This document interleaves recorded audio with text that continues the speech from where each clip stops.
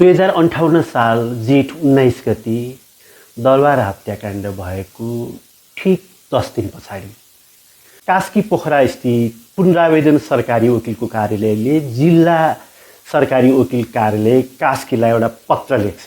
गोप्य भनिएको त्यो पत्रमा वादी श्री 5 को सरकार र प्रतिवादी नखुलेको त्यो मुद्दा सहमहान्यायाधिवक्ता ज्यू समक्ष पेश हुँदा हाललाई कोही कसै उप मुद्दा नचलाउने गरी मिति 2058 2/29 गते अर्थात् जेठ 29 गते मा निकासा भएकोले कानुन बमोजिम गर्न त्यसै अनुसार जिल्ला सरकारी वकिल कार्यालयले खोजी आएको बखत मिसिल उपलब्ध गराउने गरी गोप्य राख्न जिल्ला प्रहरी कार्यालयलाई निर्देशन दिएको यही पत्रले स्पष्ट पार्छ र जिल्ला प्रहरी कार्यालयले जिल्ला सरकारी वकिल कार्यालयको निर्देशन अनुसार नीरा पराजुलीको अवस्था अज्ञात रहेको नमिता सुनिता भण्डारीलाई कसले कसरी घटनास्थलमा हत्या गरी फालेको खुल्न आएको बखत कानुन बमोजिम टुङ्ग्याउने निर्णय गर्छ। आफू राजा हुन साथ 20 वर्ष अगाडि भएको नमिता सुनिता हत्याकाण्डको फाइल बन्द गर्न टुङ्ग्याउन तत्कालीन राजा ज्ञानेन्द्र शाहलाई के हतारो पर्यो? किन त्यसरी हतार तातो जम्मा 10 दिनको बिचमै अर्थात् उनी राजा भएको केही दिनभित्रै त्यसरी निर्देशन पठाउनु पर्यो? नमस्ते, म सुभाष देवकोटा। आउनुहोस् एकपटक त्यो हत्याकाण्ड, त्यो बलात्कार र हत्याकाण्ड के थियो एकछिन चर्चा गरौँ।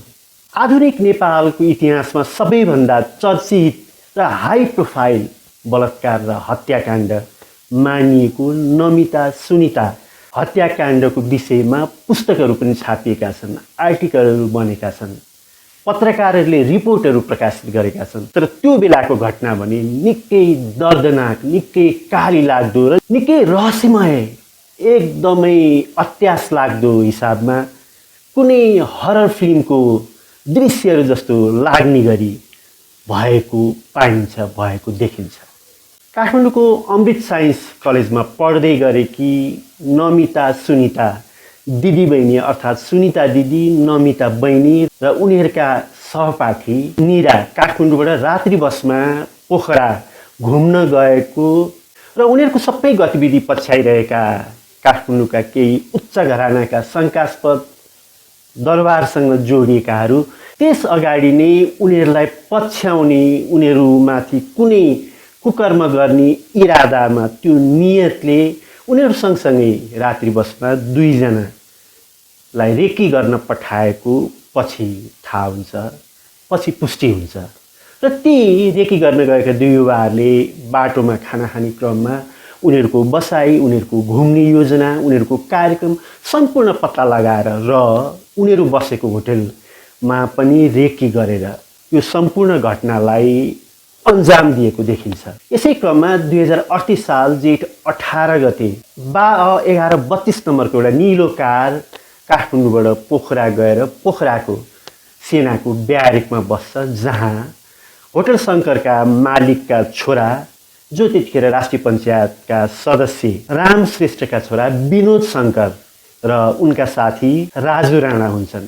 त्यस अगाडि नै पद्मरत्न तुलाधरले प्रकाशित गर्ने राजमती दैनिक पत्रिकामा प्रतिभा परिचयमा नमिता र सुनिताको विषयमा छापिएको हुन्छ। उनीहरूको क्षमताको बारेमा, उनीहरू प्रतिभाशाली युवा भन्ने हिसाबमा र त्यो सबैलाई शङ्कर होटेलका मालिकका छोरा विनोद शङ्कर सहितका उच्च घरानाका बिग्रिएका युवाहरूले याद गरिरहेका हुन्छन्, निहालिरहेका हुन्छन् र उनीहरूको एउटा आकर्षक स्मार्ट व्यक्तित्वका युवतीहरूलाई कुनै हिसाबमा फसाउने, युवा जबरजस्ती गर्ने योजना बुनिरहेका हुन्छन्। त्यसैबीच जेठ 24 गते उनीहरूलाई पोखरा ब्यारेकमा आमन्त्रित गरिन्छ पाहुनाको रूपमा, उनीहरू अर्थात् नमिता सुनिता र नीरालाई।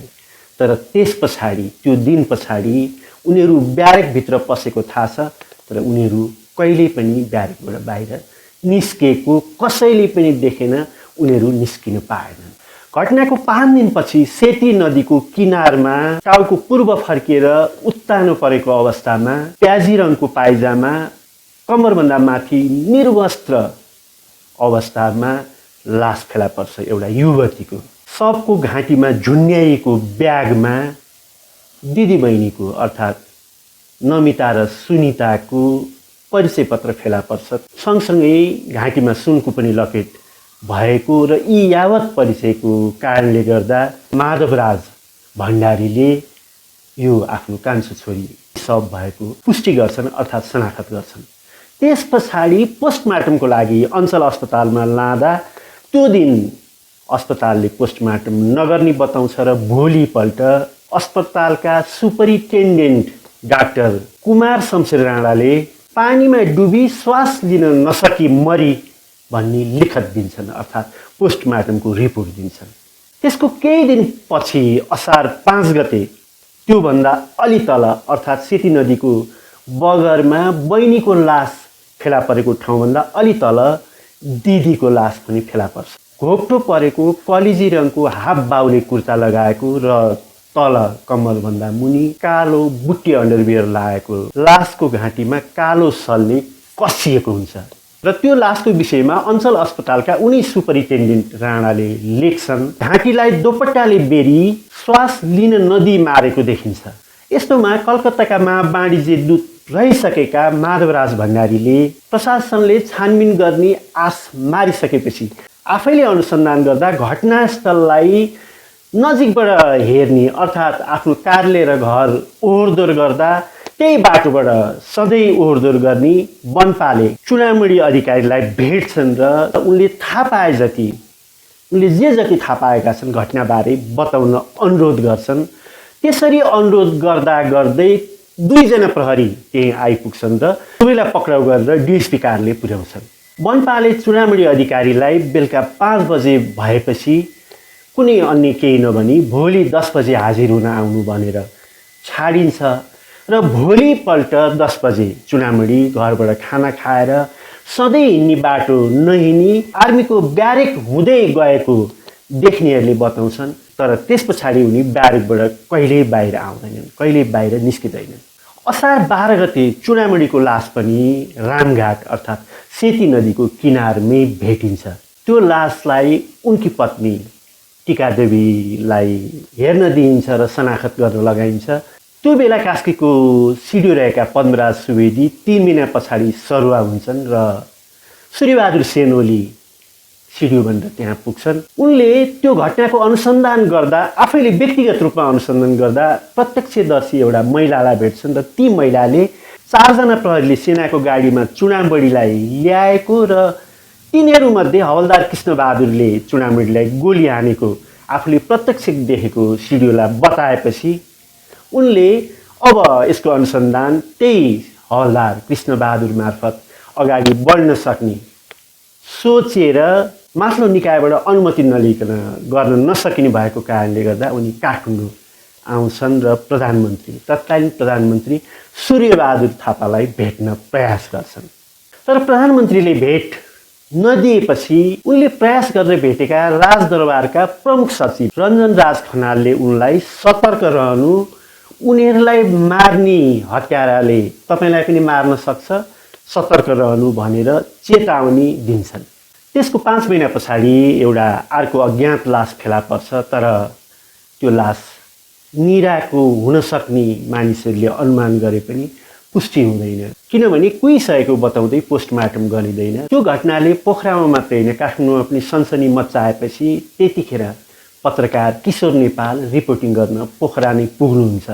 तर उहाँले ठाउँ ठाउँमा अवरोध, ठाउँ ठाउँमा धम्की बेहोर्नुपर्छ। त्यही पनि जे जति प्राप्त सूचनाहरू लिएर काठमाडौँ फर्किसकेपछि उहाँले आफू संलग्न प्रतिध्वनि साप्ताहिकमा रिपोर्ट प्रकाशित हुन्छ। तर दोस्रो रिपोर्ट प्रकाशकले प्रकाशित गर्दैनन्, अर्थात् उनलाई पनि धम्काइन्छ।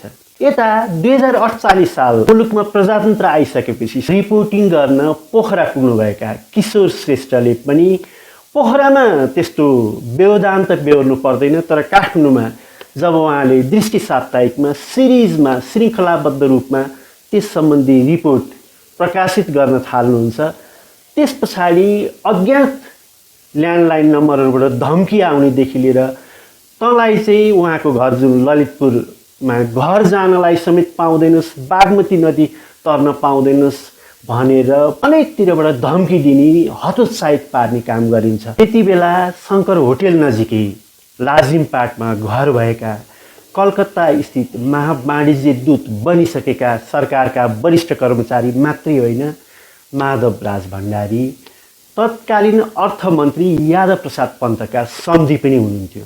तर त्यत्रो पहुँच, त्यत्रो उच्च स्तरको कर्मचारीका छोरीहरूलाई त्यसरी क्रूरतापूर्वक हत्या गरेर नदीको किनारमा नग्न लासहरू बिछ्याउँदा समेत उहाँले त्यतिखेर न्याय प्राप्त गर्न सक्नु भएन।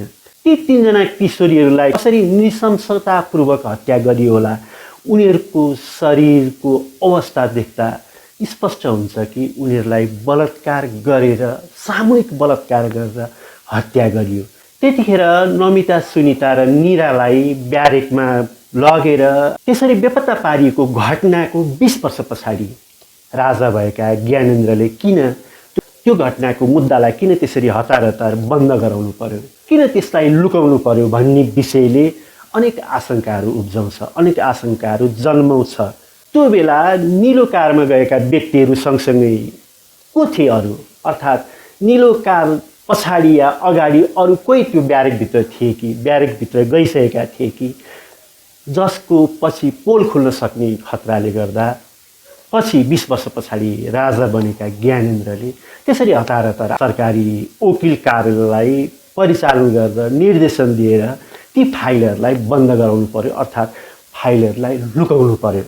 कि आफै नै त्यसमा संलग्न थिए कि त्यो तात्तातो उनले दिएको निर्देशको कारणले गर्दा यस्ता अनेक आशंकाहरू जन्मिनु स्वाभाविक छ।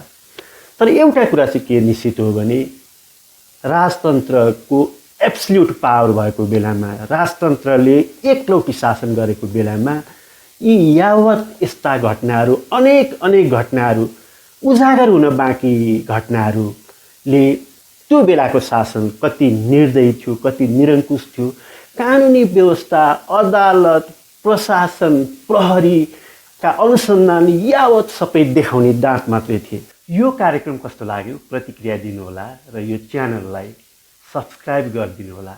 धन्यवाद, नमस्ते।